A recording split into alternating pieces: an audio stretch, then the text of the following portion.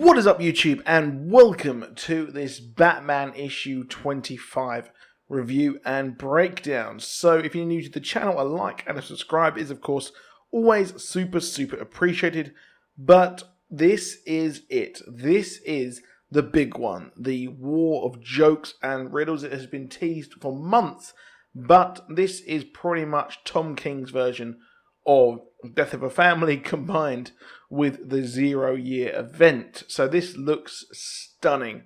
Now, if you don't know what this is, if you're new to comics or if you've only just been reading or you're interested in picking this up, you've heard about it, well, this is essentially a flashback. So this is a flashback to the time when Batman, I'm not too sure when this is exactly in his career, but this is a flashback to when the Riddler and the Joker butted heads and went at it like mad.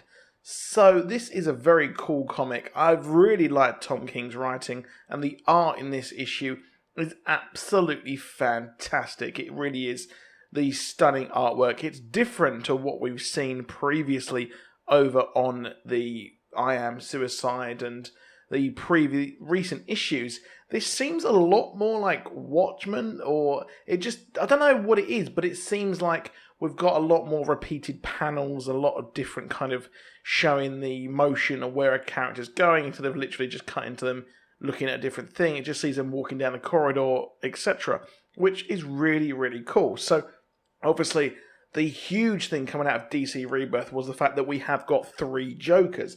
And we haven't seen the Joker since, obviously, his Endgame storyline. And what is going on here is that the Joker seems different.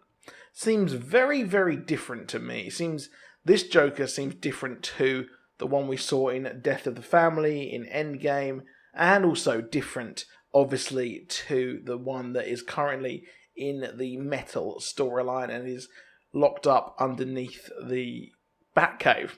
So, obviously we've got 3 Jokers, so I can't help but think they're kind of going to explain these 3 Jokers here, weirdly. I know that the 3 Jokers storyline will be wrapped up and explained in Doomsday Clock, but I can't help, I don't know if you notice it, let me know if you notice it as well, but he seems a lot more somber.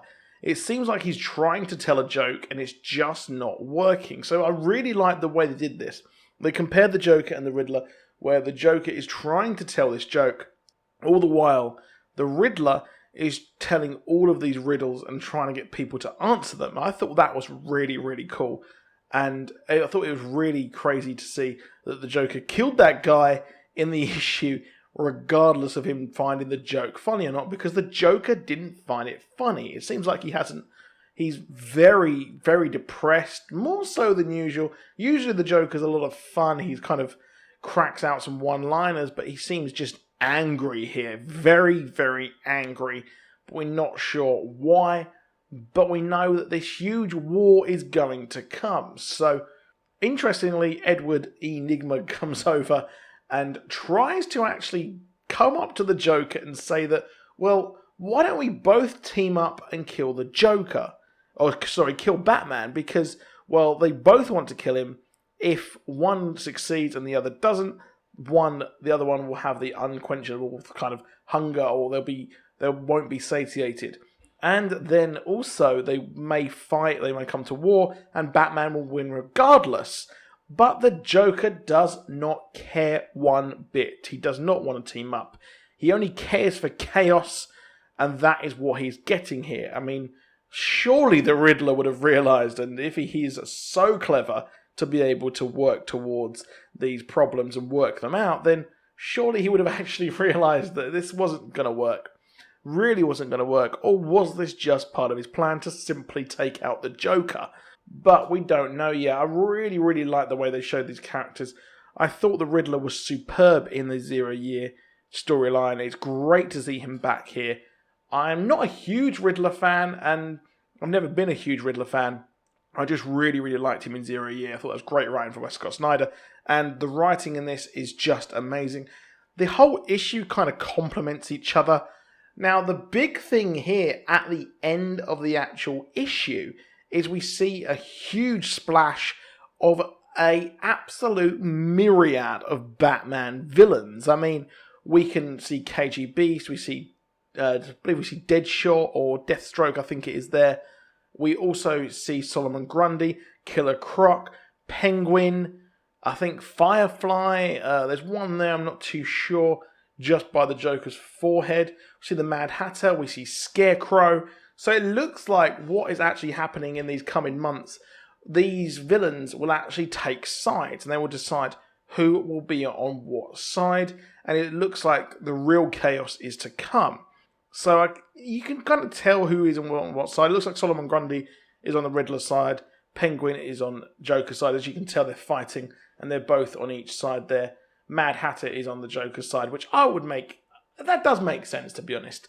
But it is really cool that this is actually a flashback, and it allows them to kind of mess with whatever they want because, well, there isn't going to be any impact on the storyline coming up, and they can also slowly reveal the relationship of Catwoman and Batman and see how they actually end up after that huge proposal storyline. But I think that we're going to get a lot of information. I think we're sneakily going to get some cool information. And perhaps I think what they're trying to do is while Dark Knight Metal is coming up, they want to have a flashback storyline. So obviously there's always these big events, but then they have their own books and they kind of don't match up.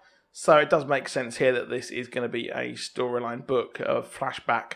And hopefully it does reveal some more of the Batman's earlier time in his career. So I think this is really good. Definitely worth watching, or reading, sorry. So that is it for this. Please do drop a like. Please do subscribe. And I'll see you soon. Goodbye.